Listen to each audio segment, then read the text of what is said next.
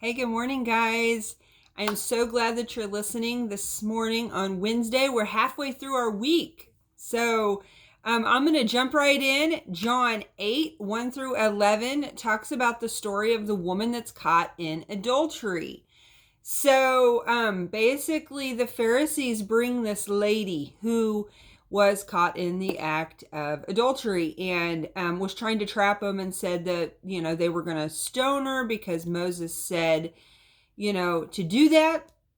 And Jesus basically bent down and started writing in the dirt. And he stood up and he's like, that basically he's like, let whoever hasn't sinned be the one to throw the first stone. So he's like, okay, let's just do this. And then stooped back down and started writing in the dirt. And one by one, all the Pharisees walked away. It doesn't say what he was writing in the dirt. Don't we want to know? But it didn't say it. And so they walked away, and Jesus looked at the woman and he said, "Where are your accusers? Didn't even one of them condemn you?" "No, Lord," she said. And Jesus said, "Neither do I. Go and sin no more." And so the word condemn means like punishment for death. And so none of them could accuse her because they all had sin. And so, but they were ready to throw the first stone. And sometimes I have to remind myself, Nina, put down the stone. There's two kinds of people here. We sometimes, if we've already come to know Jesus and have walked in his ways a while, sometimes we can become very judgmental, and we can be the person in the story who's ready to throw the stone at somebody because we want to control a sin problem. Sometimes, and that's people who are trying to live holy.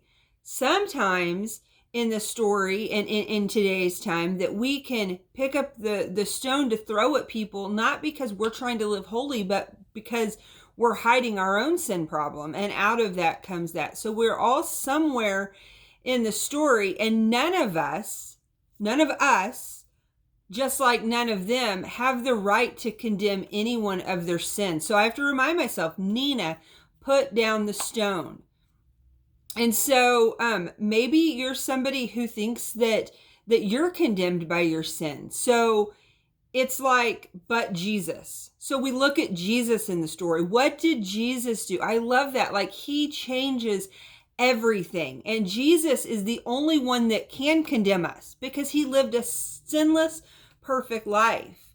But he didn't, because he said, "Neither do I.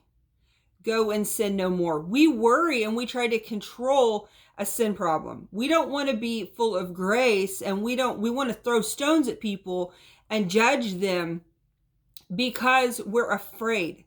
A lot of times we're afraid that they're going to think that it's okay what they did. But Jesus didn't not address that. He just says, "I'm not condemning you." He said to go and sin no more.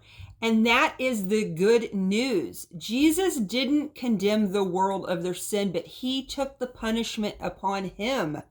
And so that we could have a relationship with God. And that is really, really, really, really, really good news. That's the good news that we need to be excited about, and we need to be telling others about. Now, this lady encountered Jesus and it changed her world. How is our world encountering Jesus? How? Through us. Because Jesus isn't walking this earth in the flesh anymore. But you know what? He is walking the earth through this flesh, through your flesh. And so the encouragement for myself today is to put the stone down. How am I portraying Jesus to the world? Am I being loving like that? Am I condemning them? Am I not? Because the world is changed by an encounter with Jesus. And so we've all been guilty. I know I have. I know I'm not alone in this. I have picked the stone up to throw it at other people. And so I'm reminding myself today to put the stone down, and I hope you do the same so the world can encounter Jesus through us. Have a great day, and I'll see you tomorrow.